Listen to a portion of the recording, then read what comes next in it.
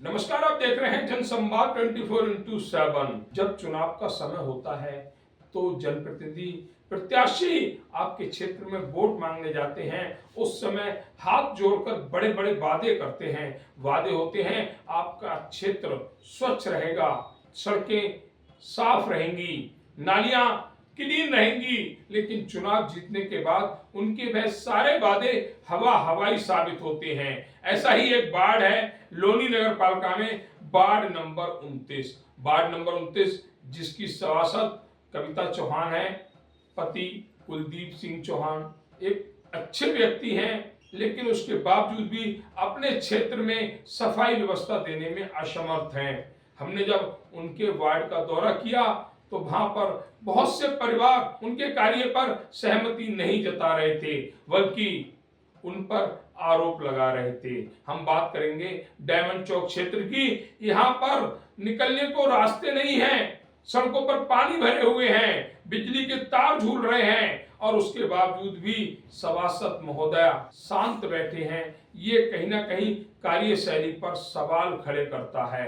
यहाँ पर लोगों ने बताया कि बच्चे स्कूल नहीं जा सकते क्योंकि सड़कों पर पानी भरा हुआ है, बड़े बुजुर्ग अस्पताल नहीं जा सकते क्योंकि निकलने को रास्ते नहीं हैं। माताएं बहनें जो ट्रोनका सिटी इंडस्ट्रीज एरिया में कार्य करती हैं, वह घंटे 2 घंटे देर से पहुंचती हैं क्योंकि दूसरे रास्तों से घूमकर जाना पड़ता है, जिससे दूरी बढ़ जाती है और वह अपनी फैक्ट्री में जाने से वंचित रह जाती है, समय पर नहीं पहुंच पाती है। आखिर जनप्रतिनिधि द्वारा जनता के साथ ऐसा व्यवहार क्यों किया जा रहा है? सत्ता पक्ष के सभासद हैं, ऐसा नहीं है विपक्ष के सभासद हो तो शायद सदन उनकी सुन नहीं रहा हो। सत्ता पक्ष के सभासद हैं, लेकिन कार्यशैली जनता के मन मुताबिक नहीं है। देखिए वार्ड 29 के डायमंड चौक से जनसंवाद की ये खास रिपोर्ट। अभी हम पहुंचे हुए लोनी नगर पालिका के वार्ड नंबर 29 में। वार्ड नंबर 29 में वही हाल जो पूरी लोनी के हाल। कहने को तो जनप्रतिनिधि भी हैं, मंत्री भी हैं, मुख्यमंत्री भी हैं, विधायक भी हैं, सांसद भी हैं, लेकिन जनता का कोई नहीं है। वह जनता जो इन जैसे लोगों को मुकाम देती है, वोट देकर उन्हें एक कुर्सी देती है, लेकिन कुर्सी पे बैठने के बाद वह भूल जाते हैं कि जिस जनता ने हमें वोट दिया है, हमें उनका भी ख्याल रखना है। जो हालात हम देख रहे हैं वार्ड नंबर 29 के की गली है, सड़क है, मेन रास्ता है, और इस रास्ते पर आप सही स्थिति से इतना रास्ता पार नहीं कर सकते पैदल, क्योंकि गंदे पानी का जमा पड़ा है। बगल में ये बिजली का ट्रांसफार्मर लगा हुआ है, वहां पर थोड़ा सा रास्ता सही है, लेकिन अगर उधर से निकलते हैं तो हालात क्या होंगे? हालात होंगे या तो बिजली आपको पकड़ेगी, और जब बिजली आपको पकड़ेगी तो अनहोनी होगी। वह अनहोनी जिसकी आशंका कोई भी नहीं करता, लेकिन फिर भी डर है बच्चों को भी, बड़ों को भी। और ये किसकी देन है? पिछले कई दशकों से लोनी पानी की समस्या, जल निकासी की समस्या से जूझ रही है, लेकिन इन समस्याओं को दूर नहीं किया जा रहा। आखिर उन नेताओं का क्या फायदा? दिक्कत बहुत ज्यादा है बाहर निकलने में, रास्ता पार करने में। और भी मातृशक्ति जुड़ी हुई है, उनसे भी जानकारी लेते हैं। हमारे साथ कुछ और खड़ी हुई है। मैडम आपका नाम क्या है? जैतून। जैतून जी, कहाँ रहती है? यहीं पे ही हूँ, दुकान पे भी जाती हूँ। कहाँ से जाऊँ, गिर जाऊँ, अंधी धुंधी हूँ मैं तो। वैसे तो यहाँ के जो नेता हैं, आपने जिनको जिताया है, उनसे अपनी शिकायत क्यों नहीं करते? बोला था, आते ही नहीं। अच्छा, आते नहीं।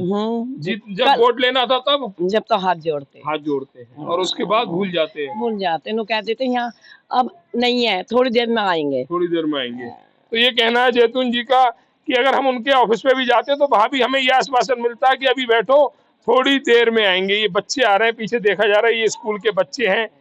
ये बच्चे अगर इन्हें उस पार जाना होगा तो गाड़ी चालक को वहां ले जानी पड़ेगी, गाड़ी पैदल बच्चे नहीं जा सकते। मतलब समस्या हर किसी को है, चाहे वो स्कूली बच्चे हों, पुरुष हों, महिलाएं हों, या छोटे छोटे बच्चे हों। कुछ पुरुष भी हमारे साथ जुड़े हुए, उनसे भी जानकारी लेंगे। एक भैया, नाम क्या आपका?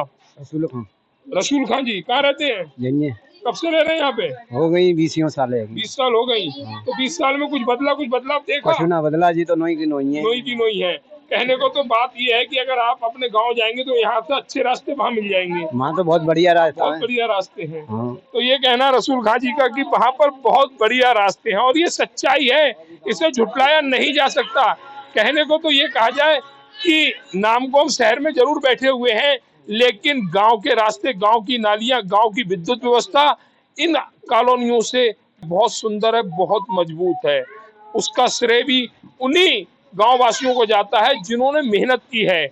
यहाँ पर जो परिवार आए हुए हैं वह गांव से निकले हुए परिवार है, अपने परिवार को पालने के लिए यहाँ पर आए हुए हैं, लेकिन हालातों को देखकर अब ये परिवार भी कहते होंगे कि इन कॉलोनियों से, इस शहरी क्षेत्र से अच्छा तो वह गांव है जहां कम से कम इस तरह के रास्ते तो नहीं है। और भी बहुत लोग यहाँ पर जुड़े हुए, उनसे जानकारी लेंगे। नाम क्या आपका? लक्ष्मी। लक्ष्मी जी कहाँ रहती हैं? यहीं रहते हैं, चाय गली में। रह रही है यहाँ पे? है नहीं, 6-7 साल है। 6-7 साल हो गए। तो क्या समझ के आई यहाँ पे कि रास्ते मिलेंगे सोने से बड़े हुए? बहुत बढ़िया रास्ता है, ऐसी रास्ता तो कहीं नहीं है। कहीं नहीं है। हाँ। अच्छा, किन्हें जिम्मेदार मानती है? जिम्मेदार जो प्रधान होंगे उन्हीं को मानते हैं। तो प्रधान हाँ। होंगे। तो वोट देने आए थे तो कितने पैसे लिए थे? हमसे क्यों लेंगे पैसे? पैसे लेते तो पकड़ लेते हमने। आपने लिए थे? नहीं लिए थे। नहीं। तो वोट बेचा तो नहीं था? नहीं, वोट क्यों बेचेंगे हम? असली तरीके से वोट दिया जी। था। तो ये कहना है लक्ष्मी जी का कि असली तरीके से वोट दिया कि ये प्रधान हम इन्हें बना रहे हैं, हमारे रास्तों में सुधार होगा, हमारी नालियां सही होंगी, ये जो विद्युत व्यवस्था जो है इसमें सुधार होगा। लेकिन कुछ नहीं हुआ। स्पष्ट शब्दों में कहें, उनके मकानों में खरंजे की जगह, कच्चे की जगह पक्की टाइल लग गई होगी, लेकिन स्थानीय परिवारों को एक अच्छा रास्ता भी नहीं दे पाए। तो ऐसे जनप्रतिनिधियों का जनप्रतिनिधि बनने से कोई फायदा नहीं है। मातृशक्ति बहुत अच्छे रूप में यहाँ पर जुड़ी हुई है। हम क्या आपका? मुनाजरी है ना। मुनाजरी कहाँ रहती हैं आप? रहते हैं भैया डायमंड चौक। अच्छा, डायमंड चौक पे रहती है। तो डायमंड चौक नाम तो अच्छा, हीरा चौक, लेकिन हीरा कहाँ पे है? कहीं नहीं, या हीरे का तो हमें पता नहीं, पर इस गंध का पता है। गंध का पता है, क्योंकि इस गंध से रोज रूबरू होना पड़ता है, रोज इस गंध से गुजरना पड़ता है। हमारा तो घर ही हो रहा बिल्कुल। अच्छा, तो आपको तो और ज्यादा बहुत दिक्कत है भैया, और क्या कर सके। तो ये कहना है आंटी जी का कि बहुत ज्यादा दिक्कत अब दिख रही है। इसमें कोई वो नहीं है, कोई परिवार झूठ नहीं बोल रहा है। ये जो रास्ते हैं, ये रास्ते दिख रहे हैं। इन रास्तों से ना ही बच्चे स्कूल जा सकते हैं, ना ही काम वाला काम पर जा सकता है। और वह महिलाएं जो यहाँ पर रहती हैं, उन्हें कभी दूध लेने निकलना पड़ता है, कभी राशन लेने निकलना पड़ता है, वह भी मजबूर हो जाती हैं। बात परिवार की होती है तो ऐसे गंदे पानी से निकलना पड़ता है। अगर मजबूरी ना हो तो इस गंदे पानी की तरफ कोई पैर करके भी ना सोए। निकलने की बात तो बहुत दूर की है, लेकिन मजबूरी बहुत बड़ी चीज है। ये चोट कैसे लगी आपको? मैं गिर गई है कीचड़ में, दूध लेने जा रही हूँ। दूध लेने जा रही? हाँ। तो कितना समय हो गया? है गए ना 15 दिन। 15 दिन। तो आपने ये हाथ अपने सभासद को नहीं दिखाया? मैं गई ना, मेरे दर्द है रहा तो मैं पलस्तर चढ़ाने भी चली गई, पलस्तर चढ़ाया।